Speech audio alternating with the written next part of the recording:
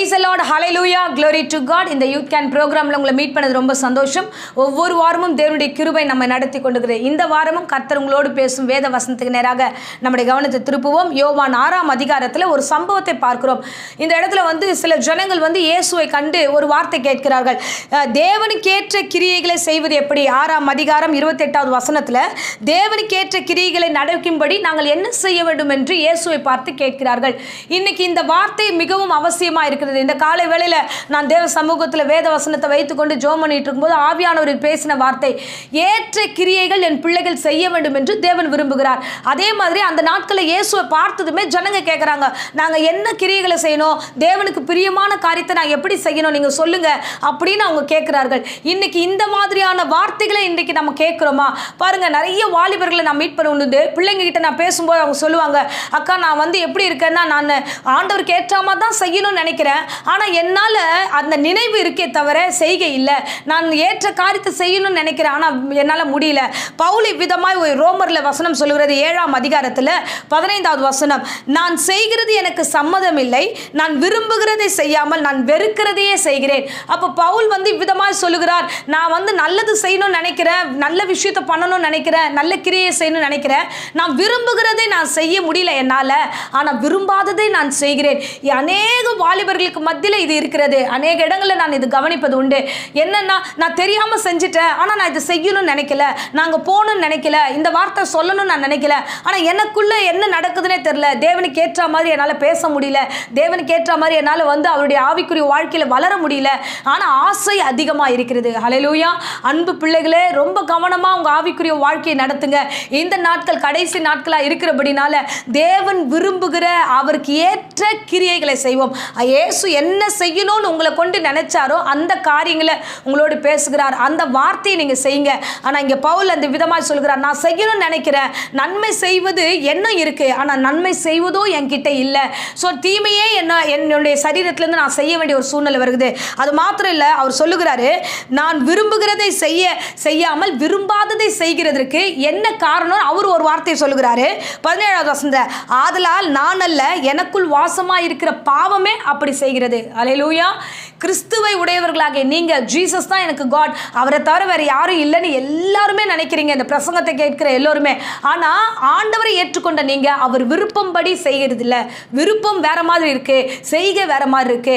இது ரெண்டும் ஒன்றா இருக்கணும். அதை தான் இயேசுவும் விரும்புகிறார். இந்த ஜனங்க அவர்கிட்ட கேட்குறாங்க, நாங்கள் என்ன செய்யணும், எப்படி தேவனுக்கு ஏற்ற கிரியைகளை செய்யணும்னுட்டு. ஆனால் இன்னைக்கு நம்ம பாவத்தில் வாசம் பண்ணுகிறோம். நமக்குள் வாசமாக இருக்கிற பாவம் நம்மை தவறுதலான காரியத்தில் கொண்டு போகிறது, தவறுதலான ஃப்ரெண்ட்ஷிப்போட சேர வைக்கிறது. அங்கே போகக்கூடாது, அவங்க ஃபோன் பண்ணுறாங்க, அந்த இடத்துக்கு போகக்கூடாது எனக்கு தெரியும், ஆனால் நாங்கள் போகிறேன். இன்னைக்கு இந்த மெசேஜை பார்க்கக்கூடாது, இது தப்பான மெசேஜ், இதை பார்க்கக்கூடாதுன்னு என் அறிவுக்கு தெரியுது, ஆனால் அது செய்யணுமா, ஆனால் அது நான் செய்கிறேன். அப்போது செய்யக்கூடாதுன்ற அறிவும் பார்க்கக்கூடாதுன்ற அறிவும் தேவனுக்கு பிரியமில்லாததை செய்யக்கூடாது என்ற எல்லா காரியமும் என்கிட்ட இருக்கு, ஆனால் எதையும் செய்கிற திறனில் நான் இல்லை. ஹல்லேலூயா. ஸோ இந்த நாட்களில் இவ்விதமான ஒரு சூழ்நிலை இருந்தீங்கன்னா இயேசு என்ன தெரியுமா சொல்லுகிறாரு, தேவனுக்கு ஏற்ற கிரியைகளை நீங்கள் செய்யுங்க, அதற்காக தான் நீங்கள் அழைக்கப்பட்டிருக்கீங்க, அதை நோக்கி உங்கள் பயணத்தை வைங்க. ஏன்னா கர்த்தர் உங்களுக்குன்னு ஒரு அழைப்பை வைத்திருக்கிறார். ஹல்லேலூயா. ஸோ அந்த அழைப்பின்படி நீங்கள் நடந்து கொள்ளுங்க. ஒரு விபச்சார ஸ்திரீயை இந்த வேளையில் கையும் மெய்யுமாக அவர் பிடித்து கொண்டு வரும்பொழுது இயேசு அந்த விபச்சார ஸ்திரியை பார்த்து ஒரு வார்த்தை சொல்லுவார், இனி பாவம் செய்யாதே போன்னு சொல்லும்போது அவளுடைய வாழ்க்கை அதுக்கப்புறம் பெரிய மாற்றம் வந்தது. விபச்சார காரியத்திலிருந்து அவள் மாறி கர்த்தருக்கு ஊழியம் செய்கிறவளாக அவள் மாறினாள் என்று அந்த வேதத்தில் நம்ம வாசிப்பது உண்டு யோவான்ல. அப்போ முதல்ல பாவம் செய்கிற பிள்ளைகளா இருக்கிற நாம, தேவனுக்கு பிரியமில்லாத வேலைகளை செய்கிறதா இருந்த நாம, ஆனா அதிலிருந்து மாறுபட்டு கர்த்தர் சொல்லுகிறபடி இனிமே அது செய்யாதபடிக்கு நம்மை நாமே பழக்குகிற பிள்ளைகளா இருக்க வேண்டும். அல்லேலூயா.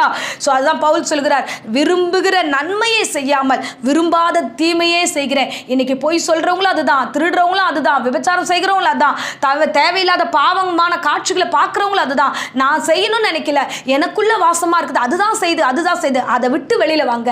அதை விட்டு வெளியில வாங்க. நீங்க முயற்சி பண்ணுங்க. தேவனுக்கேற்ற கிரியை செய்கிற பிள்ளைகளா நீங்கள் காணப்பட வேண்டும். அதற்காக தான் இயேசு இந்த உலகத்துக்கு வந்தார். அதற்காக தான் உங்ககிட்ட ஆண்டவர் வந்து நெருங்கி பேசி கொண்டிருக்கிறார். ரட்சிப்பு உங்களுக்கு கொடுத்திருக்கிறார். இல்லைன்னா உங்க வீட்டில் வேற யாராவது ரட்சித்திருக்கலாம், உங்க தேசத்துல வேற யாராவது ஆண்டவர் உங்களை அழைத்திருக்கலாம்.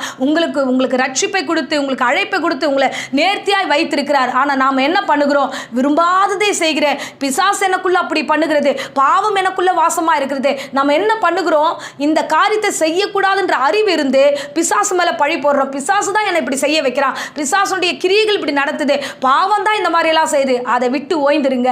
இயேசு அண்டையில வரும்பொழுது நிச்சயமாய் அவர் சொன்ன வார்த்தை நம்முடைய வாழ்க்கையில வரும். நீங்கள் ஏற்ற கிரியைகளை செய்ய முயற்சி பண்ணுங்க. நிச்சயமா கர்த்தர் உங்களோடு கூட இருப்பார். ஹல்லேலூயா. பவுல் விதமாய் சொன்னது போல, ஆண்டவரே நான் விரும்புகிறதை செய்யும்படியாக என்னை நடத்தும் என்று அவர் அர்ப்பணித்து தன் ஆவிக்குரிய வாழ்க்கை ஸ்திரப்படுத்தினது போல நீங்களும் உங்க வாழ்க்கையில விரும்பாதது அல்ல, தேவன் விரும்பும் ஏற்ற கிரியைகளை செய்யுங்க. தேவனுடைய அபிஷேகத்தில் கடந்து வாங்க. வேண்டாத காரியங்களை விட்டு தேவையான காரியங்களை பெற்றுக்கொள்ளுங்க. நிச்சயமா கர்த்தர் உங்களை ஆசீர்வதிக்க நல்லவராக இருக்கிறார். ஹல்லேலூயா. சோ இந்த நாட்களில் நீங்க அந்த ஜனங்க கேட்டது போல, நாங்க என்ன செய்யணும் ஆண்டவரே? ஏற்ற கிரியைகளை சொல்லுங்க ஆண்டவர்னா, எனக்கு பிரியமானவளாக நீ நடந்து கொள், எனக்கு பிரியமான பிள்ளையா இனி பாவம் செய்யாமல் நடந்து கொள் என்று இயேசு உங்களிடத்தில் சொல்லுகிறார். அதன்படி செய்யுங்க. நிச்சயமா கர்த்தர் உங்களை ஆசீர்வதித்து நடத்துவாராக.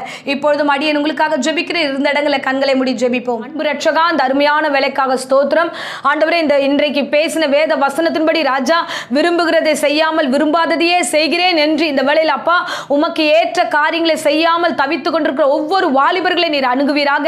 ஒவ்வொருவரையும் ஆண்டவரே பாவத்திலிருந்து விடுதலை கொடுத்து பரிசுத்தமான ஆண்டவருடைய வாழ்க்கையில நடத்தும்படியாக ஒப்பு கொடுக்கிற ராஜா, பாதுகாத்துக் கொள்ளுங்க, பத்திரப்படுத்துங்க, கூட இருங்க, வழி நடத்துங்க, ஆசீர்வதிங்க. இயேசுவின் இணையற்ற நாமத்தில் ஒவ்வொரு பிள்ளைகளையும் ஒப்பு கொடுத்து ஜெபிக்கிறேன் ஜீவனுள்ள நல்ல பிதாவே. ஆமேன். ஆமேன். Praise the Lord. God bless you.